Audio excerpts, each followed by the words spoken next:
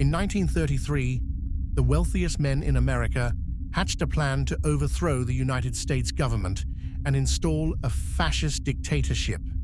They had the money, the weapons, and a war hero lined up to lead the army. The plan was confirmed by Congress. Not a single person went to prison, and almost nobody today knows it happened. The year is 1933. Franklin D. Roosevelt has just taken office in the depths of the Great Depression. He's proposing radical policies, taxing the rich, regulating banks, creating social programs. For the men who controlled American industry, this was not reform. This was a threat to everything they had built.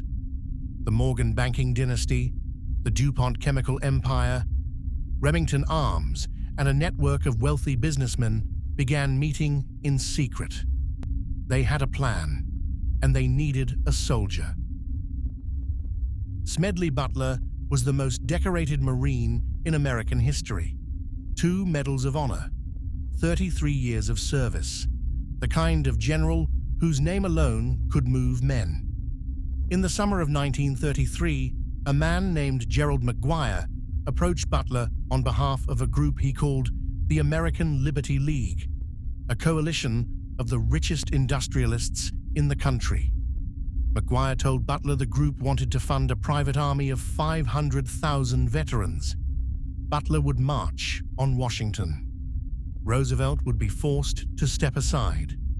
Butler would become the first Secretary of General Affairs, a puppet dictator, while the businessmen pulled the strings. The plan was detailed and serious.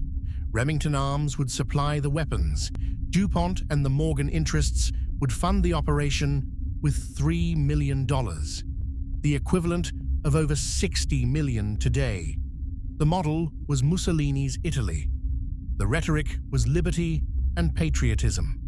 The organizers believed the American public was so beaten down by the Depression that they would welcome a strong man. They had studied European fascism carefully. They were not amateurs, and they nearly pulled it off. But they chose the wrong general. Smedley Butler had spent 3 decades watching corporations use the US military as their personal security force. He had invaded countries on behalf of Standard Oil and United Fruit Company.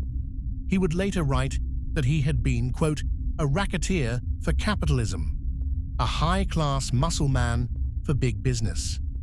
When McGuire laid out the full coup plan, Butler did not refuse in the room. He played along, gathered every detail, every name, every dollar amount. Then he went to the FBI and to Congress. In November 1934, Butler testified before the Special House Committee on Un-American Activities.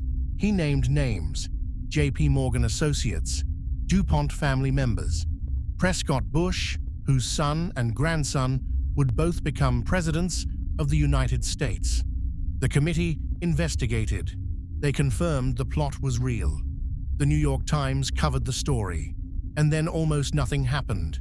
The named conspirators were never indicted, never charged, never tried. The committee's full report was buried. The businessmen went back to their lives. Several grew their fortunes substantially in the years that followed. The cover-up was not accidental. The same men who organized the coup owned newspapers, controlled banks, and had deep relationships with congressmen. The idea that the wealthiest families in America had tried to install a fascist government was simply too destabilizing to prosecute. The story faded. Butler spent the rest of his life speaking out against corporate war-making and died in 1940. His memoir, War is a Racket, is still in print. The men who tried to make him a dictator are remembered as captains of industry. The business plot was not an anomaly. It was a window into how power actually works. That wealth can attempt to overthrow democracy and face no consequences. That the institutions meant to protect the public are subject to the same pressures as everyone else. and that the stories most threatening to power tend to quietly disappear. In 2024, the names have changed. The mechanisms have not. The question Butler's story forces us to ask is not whether this has happened. It is whether we would even know if it was happening right now. The richest men in America tried to overthrow democracy in 1933. Congress confirmed it. Nobody went to jail. Subscribe to Emergent Truth, because the stories that matter most are the ones they hope you forget.